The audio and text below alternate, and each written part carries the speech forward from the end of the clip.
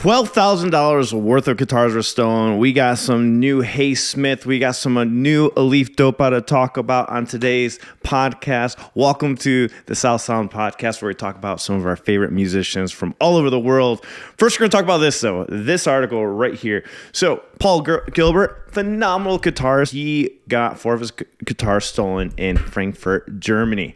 The instruments, including 3 distinctive Ibanez signature models, were taken amid Mr. Big's European tour dates, which this really sucks, man. Because getting your stuff stolen, it just, first off, just sucks. And then you're in another country on top of that. So most likely you're not going to get it back. I've had a guitar stolen before, and somehow I got it back. They found it in the attic of the venue, and the owner actually hit me up. I'm not sure what happened in that situation. I wonder if maybe somebody was trying to steal it, and then they just like hit it. One of the employees just hit it or something, and then forgot to grab it. I was very fortunate, got my Ibanez back. But anyways, back to the story. It just really sucks. And mine was an Ibanez also. Paul Gilbert has issued a stolen guitar alert after 4 of his touring instruments were taken ahead of Mr. Big's show in Frankfurt, Germany, yesterday, August 13th. The instruments include 3 of his Ibanez signature guitars and 1 of his Godin acoustic guitars, and are therefore all distinctive builds. So these are going to be really hard to resell. So that's the other strange thing about this is, how are you going to resell? I guess you could sell it on the low, like maybe to somebody like individually, hit up somebody, be like, hey man, I got Paul Gilbert's guitar, but I don't even know how you're going to sell that. How are you going to even sell that? On the electric side, a purple Ibanez FRM 300, Paul Gilbert, a signature Fireman, a yellow Ibanez, a PGM 1000T semi-hollow body, likely the aged cream burst finish, an Ibanez PGM 50 finished in black with gold hardware have all been taken. The Godin is Multiac steel duet ambience. I'm not even sure what that freaking means. But I mean, that just really sucks. Very unfortunate that those guitars got stolen. If you heard anything, which I don't think any of us are going to hear anything, but hey, they're looking for them. And then Yoshiki is having another neck surgery on October 8th. Yoshiki announced during a press conference at the Grand Hyatt Tokyo August 1st that he will be undergoing a 3rd neck surgery this fall. Multiple doctors have determined that Yoshiki must undergo a 3rd neck surgery immediately. However, due to the schedule commitments over the next 2 months, Yoshiki will undertake cervical artificial disc replacement surgery at Medical Center in Beverly Hills, California on October 8th.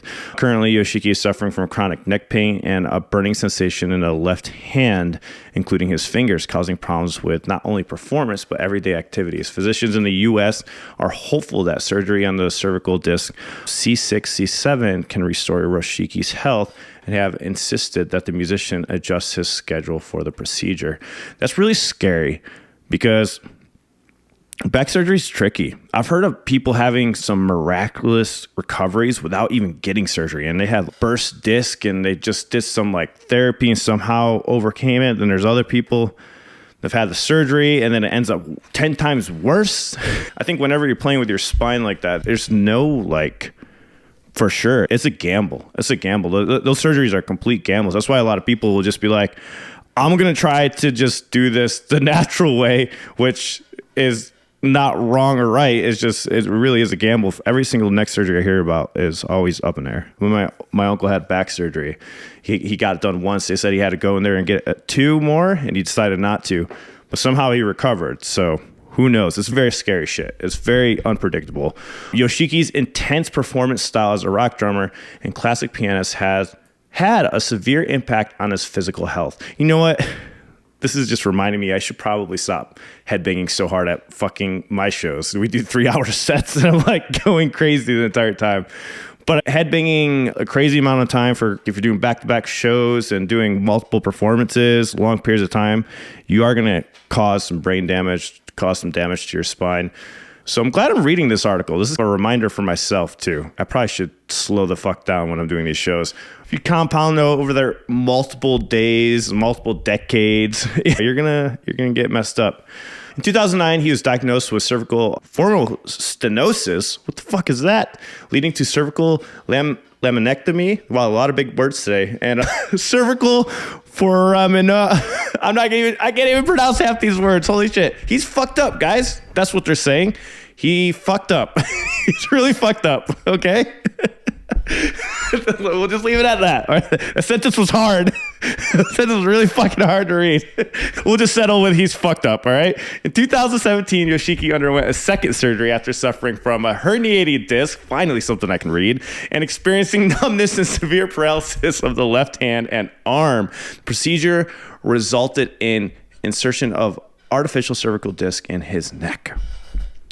Very scary. Yoshiki did comment on this. He said, I started feeling this pain last year. Right now, I cannot feel my left hand, and I'm having severe burning sensations in my left fingers. Fortunately, my motor neurons are still intact, but the sensory nerves are damaged. Everything I touch feels like ice, including my piano keys. It's unbearable. I know I should have the surgery immediately, but I need to honor commitments I've already made to my fans and friends. Bro, you're fucking crazy. Go take a break. Stop perform. I'm telling you, your friends and family will be okay if you break your commitments. Just stop. Don't do it. You just take care of yourself. You're gonna make it worse. You're gonna make it worse, and then you're never gonna be able to play or do any commitments. All your future commitments are gonna go out the water, right? That's insane. Over the next 2 months, I have to cancel a significant amount of my schedule. Okay, he is canceling some stuff. That's good. But I will still make a few appearances in terms of playing piano in my shows. I may have to use my right hand more than my left hand because of the pain. Then in October, I have to cancel pretty much all my schedule. I know this will affect many people. I'm very sorry for this. After my surgery, I hope that I can get back to life, including being on stage before the end of the year. Again, apologize to everyone for the inconvenience, and I really appreciate all my fan supports. I'm wishing him the best, man. I hope he has a speedy recovery. The doctor actually has a quote in here, which is really unusual. You never see a quote from the doctor. He says, I oversee Yoshiki's health in the U.S. Unfortunately, he will be going through severe pain for the next 2 months. In order to delay the operation, we will mitigate the pain as such as possible through medication and therapy. His commitment as a performer is second to none. Unfortunately, this dedication has caused a significant amount of damage to his body. It's clear that Yoshiki's pain will only increase if we don't intervene immediately. Again, he needs to just stop. Take a break now. I checked out the new Hey Smith song that just came out this week. It was absolutely great. I really enjoyed it. Very refreshing. Just love the overall sounds from this band. And here's some of my highlights from the reaction.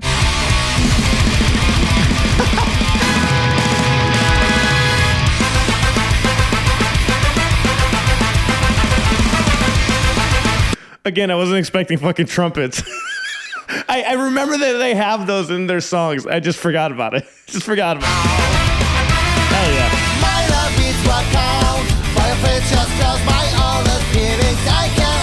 I love it, by the way. I love this style of music. Very fun, very upbeat. I like those higher vocals. This is the kind of punk I really enjoy listening to, just where it's just different. You know, it's not full on punk. It's like it has a ska vibes in there. I just call it all punk anyways. A fucking drum tone. What? Hell yeah.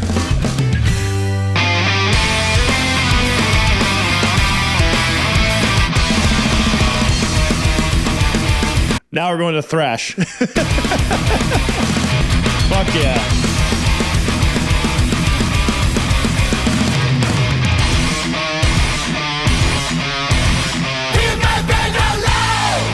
Hell yeah. Oh, I did what? No. Why? Why did it fucking end? No.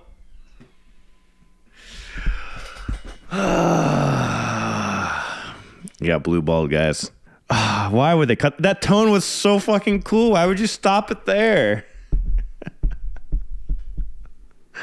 Oh, well. I like that song. I was about to say I love this song a lot, but then they did that.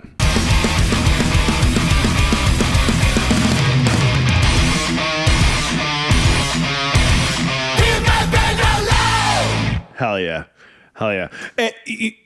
That's the tone that you would like show a normal sound engineer, mix engineer. They like look at you all nasty, like oh. oh, I don't like that. And I'm like, but when I hear that, I'm like, that's so unique sounding, especially if you mix it right. And they mix it right. That's a really high quality mix with a raw sound behind it, but it still keeps up with modern standards at the same time. You know what I mean? I don't know. That was good. That was really good. That's a band I got to keep more of an eye on and listen to more of. Now, if you want to watch the full reaction, it is up on our Patreon for absolutely free. In this stream, we also checked out the new Ailifdopa, and man, I gotta say, this is definitely one of their best. This is right up there with their other song, My Right Hand Thumb Is It Crackin'. It is just as good as that. Here's the highlights of my reaction to it.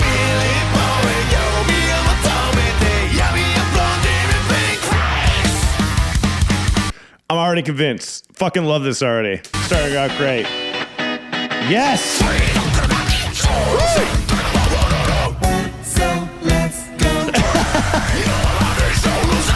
Ooh, right there.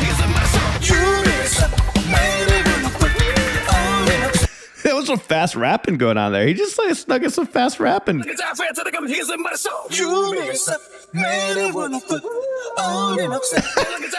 on, I'm gonna start from the beginning of this. That's hard to do.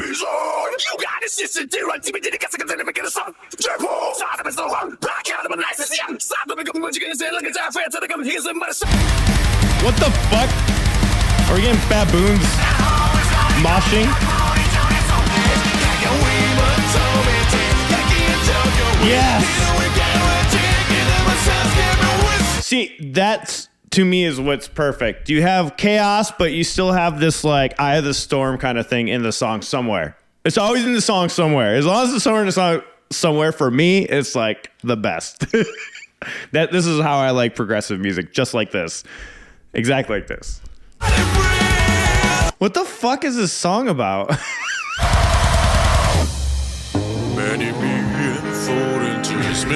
My brain is fucking in so much pain right now.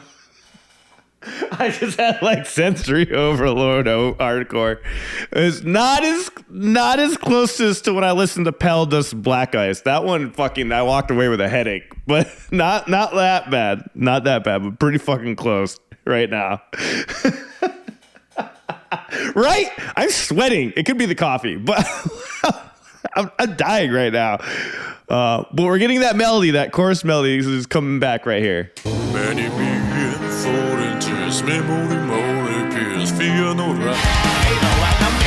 Hell yeah! Hell yeah!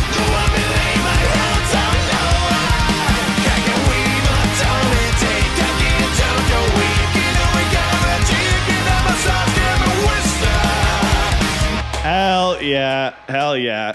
Instant, like, second favorite song I've heard from Ailifdopa. That's way up the list. Top 5 for sure, 100%. Maybe number 2, actually. It was so crazy that I didn't even, like, separate any tracks. It was like I was just fucking hanging on for dear life. I didn't even know what to start with. Like, what the fuck do I separate in that? I don't even know where to start. We could just choose any part of this song and it'll sound insane. So let's just do bass and drums and we'll go right here. I think I chose the most tamest part of the song.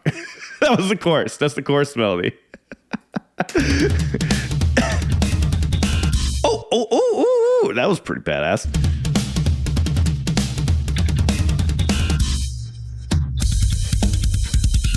Ooh, oh. Like, you hear that?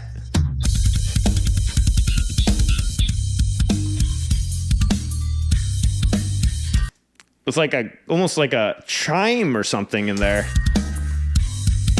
What did you guys all think of those 2 new songs? Let me know what you guys think down below in the comments. Did you like them? Did you hate them? Was it your thing? And remember, you can follow us on Twitch, join our Discord server. You get notified when I do go live on Twitch. We always check out new music, news articles, and stuff like that. And it ends up here on this show. So hope to see you all in the next one. Check out how much Konami's pedal board is right here. It's pretty expensive. See y'all in the next one. See you.